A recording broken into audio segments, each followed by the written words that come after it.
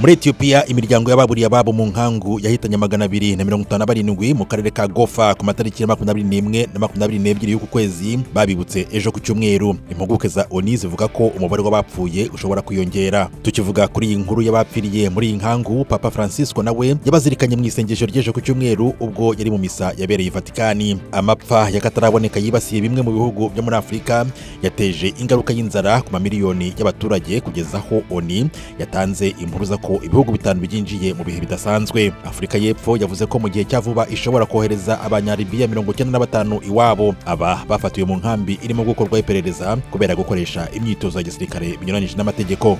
Ibihumbi by'abanyamaroke bahinga urumogi bamaze gushimangira ubucuruzi bwabo, aho ubu barimo kongera umusaruro nyuma y'uko ubucuruzi bwarwo bwemewe n'amategeko. Ku rutonde rwa Maroke iza ku mwanya wa mbere mu guhinga urumogi.